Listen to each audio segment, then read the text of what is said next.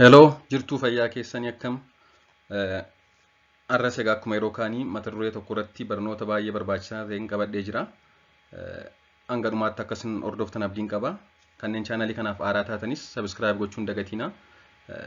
Mata dureen koo irraa faayidaa oomegaa 3 daa'immaniif kennuun qabu kan jedhudha. Oomegaa 3 nyaata keessa isaa kan jirudha. Akkasumas immoo bifa qorichaadhaan qophaa'ee kan argamudha. Mee akka waliigalaatti ijoolleefis ta'ee nama gurguddaaf oomegaa 3 kennuun faayidaa akkamii qaba kan jedhudha. Hanga dhumaatti hordofaa.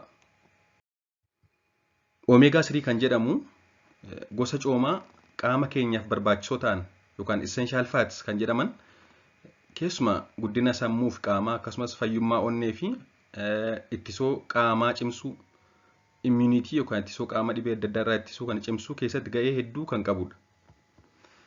Akkuma beekamu coomni gosa lama jira. Essential and non essential fat acids. Coomni qaama keenya miidhu jira, kan qaama keenya miine jira, kan qaama keenyaaf hedduu fayyadan. Yeroo hedduu kan cooma yeroo jedhamu kan namni beeku koolesterooliidha, kun kan qaama namaa miidhudha. Haa ta'u malee essential fats kan jedhaman jiru, kanneen baay'ee barbaachisoo ta'an qaama keenyaaf. Oomegaa 3 kun egaa gosa sanaadha jechuudha. Kanaaf egaa daa'imman reefuu qaamni isaanii guddataa jiru, reefuu ittisuun qaama isaanii cimaa jiru, reefuu sammuun isaanii guddataa jiru wanta kana argachuu qabu. Sababni isaas guddina sammuuf qaamaa akkasumas fayyummaa qaamaa ittisoo dhibee adda addaaf waan cimsuuf ijoolleef wanti kun yeroo hedduu baay'ee barbaachisaadha jechuudha. Oomegaa 3 kan jedhamu gosa sadiitu jiru. Isaanis ALA, EPA fi DHA kan jedhamanidha. Kun sadan egaa bakka tokkotti oomegaa 3 jedhamuun beekamu jechuudha. ALA kan jedhamu gosa nyaataa biqiltoota irraa argaman kanneen akka zayitaa nuugii irraa argamu, zayita ocholoonii, talbaa fi kanneen biroo keessatti sirriitti argama. Dabalataan illee hanqaaquu fi avokaadoo wantoota akkasii keessatti ni argama jechuudha. Kanneen EPA fi DHA jedhaman kun foon qurxummii fi zayita qurxummii keessatti hedduminaan argamu yeroo baay'ee. Akkasumas immoo wanti kun oomegaa 3 kun bakka tokkotti sadan isaaniiyyuu EPA, DHA, ALA kan jedhaman kun bifa vaayitaaminiidhaan qophaa'anii akka qorichaatti faarmaasiitti ni argamu jechuudha. Akka supplement vaayitaamin supplement jedhamudha. Mee faayidaa oomegaa 3 daa'immaniif kennuun qabu qobaatti yoo ilaalle ijoollee keessumaa ijoollee waggaa 2-3 gadi oomegaa 3 kennuun faayidaa akkamii qaba kan jedhu yoo ilaalle kan jalqaba guddinaa fi dalagaa sammuu si'eessuu. Waggaa 2 jalqaba yeroo itti guddinni sammuu persentaan 80 ta'u raawwatudha daa'imman biratti. Akkasumas qabiyyee sammuu keessaa persentaan 60 cooma. Persentaa 60 cooma ta'e kana keessaa immoo persentaa 15 kan ta'u oomegaa 3dha gosni cooma sammuu keessa jiru. Kanaafuu egaa umurii waggaa 2 gaditti daa'immaniif oomegaa 3 kennuun yookaan nyaachisuun akka sammuun isaanii cimuu qareeyyii akka ta'an dandeettii yaaduu fi yaadachuu akkasumas dandeettiin barnoota isaan qaban akka cimu taasisa jechuudha. Kan lammaffaa hirriba daa'immanii fooyyessuuf qorannoon akka agarsiisutti kanneen qaama isaanii keessaa hanga oomegaa 3 xiqqoo qaban hirriba boqonnaa hin qabnee fi hirriba gaggabaabduu yeroo xiqqoo akka rafan agarsiisa daa'imman. Kanneen hangi oomegaa 3 qaama isaanii keessa sirriitti jiru yookaan sirriitti qaban ammoo sa'a dheeraa fi hirriba tasgabbaa'aa ta'e hirriba boqonnaa qabu akka rafan agarsiisa. Kanaaf hirriba daa'immanii fooyyessuuf hedduu fayyada jechuudha oomegaan 3. Sadaffaan immoo ijoolleef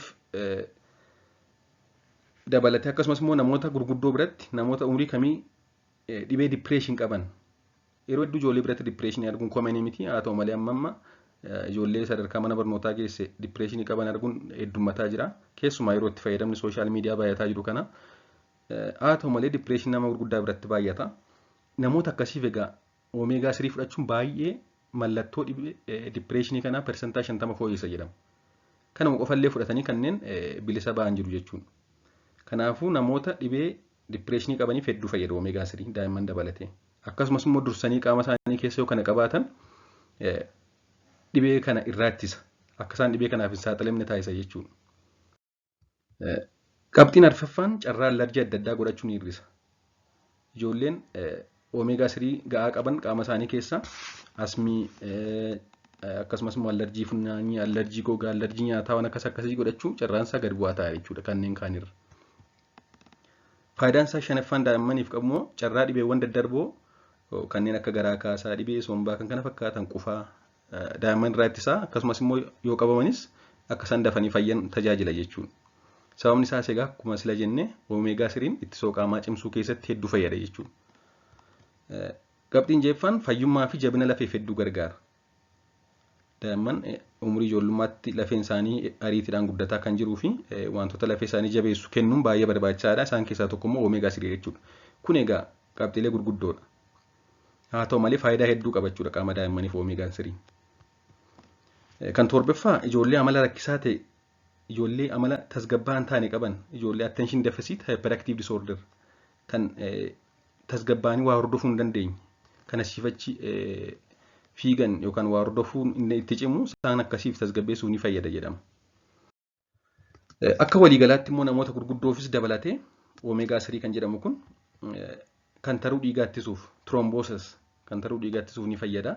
Akkasumas immoo dhibee dhiigaa ol ka'aa hir'isuuf hypertensionii akka namni hin qabamne yookaan akka namni dhibee sanaaf hin saaxilamne ittisuu fi akkasumas immoo yoo qabaatanis fooyyessuuf ni gargaara jechuudha.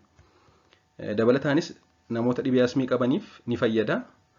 Akka furmaataatti hanga ta'e ni tajaajila. Akkasumas immoo akka namni asmiidhaan hin qabamne tajaajila yoo qaama namaa keessa gahaan jiraate. Kun nama umurii kamii biratti jechuudha. Akkasumas dandeettii arguu kan cimsudha. Dipireeshinii ni hir'isa jenneerra. Akkasumas cooma hamaa qaama keessa jiru ni hir'isa. Kan kolesterool jedhamu sana ni hir'isa jechuudha. Inni kun essential fatty acids waan ta'eef. Fayyummaa onneef, jabina lafeef, keessuma dulluma jala laafina lafee dhufu, dhukkubbii lafee dhufu, namoota rakkoo hirribaa qaban, hirriba dhabanii namoota rakkatan, namoota akkasiif dandeettii agartuu, dandeettii ijaan arguu cimsuuf hedduu fayyada jechuudha Omeegaan 3. Dabalataanis dandeettii yaaduuf yaadachuu cimsuuf ni fayyada. Kanneen keessumaa Alzheimer's qaban dhibee yaaduuf yaadachuu kanneen qabaniif ni fayyada jechuudha. Akkasumas immoo fayyummaa qaamaa waliigalaa fooyyessuuf ni gargaara. Fayyummaa hidda dhiigaa, fayyummaa onnee, fayyummaa qaama adda addaa fooyyessuuf ni gargaara waan ta'eef akka waliigalaatti akka namni fayyaa ta'e taasisuu keessatti gahee qaba jechuudha Omeegaa 3. Kana ilaalchisee wanti qabadhee jiru kanumadha. Waan dhaggeeffattaniif hedduu galatoomaa. Chaanalii kana haaraa taanaan subscribe gochuun dagatinaa. Turtii gaarii.